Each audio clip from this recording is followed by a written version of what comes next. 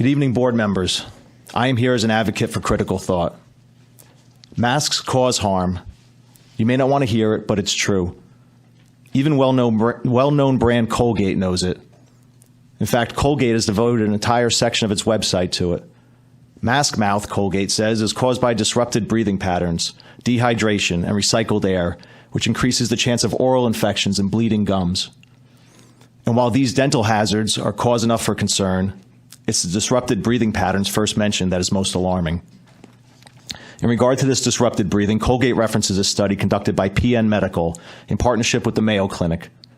PN Medical's investigation found that wearing a cloth mask may cause dysfunctional breathing, producing anxiety, headaches, irritability, and fatigue.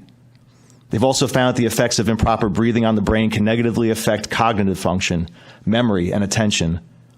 So there is harm caused by masking. It is not something made up, it is not immaterial, and it needs to be addressed, which this body so far has steadfastly refused to do. Now, the best course of action, in my opinion, is to drop the mask mandate altogether, thereby eliminating all the harm of masking. But I am well aware that this board is reluctant to do that. So the question then is, what is the next best course of action? Well, the aforementioned PN Medical has actually developed strategies to mitigate the adverse effects of masking. While these strategies won't remove the negative aspects entirely, they at least might lessen the impact, which is still a step better than where we are presently. Since the 3-minute limit of public participation here does not allow me the time to delve into these strategies, I will provide them and all my documentation for the record for anyone's consideration.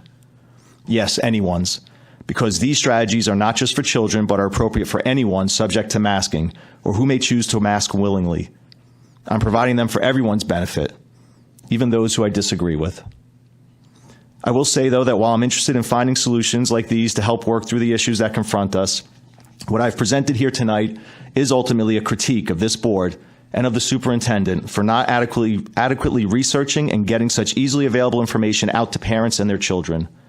Because yes, there are known physical harms that masks cause, especially through prolonged use.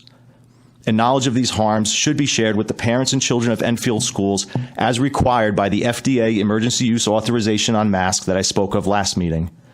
And yes, if this board is mandating masks in schools, it should be employing strategies regularly to mitigate the harmful effects of their mandate. To do otherwise could be construed as violating your duty of care, which this board's own counsel has previously warned opens members up to personal liability.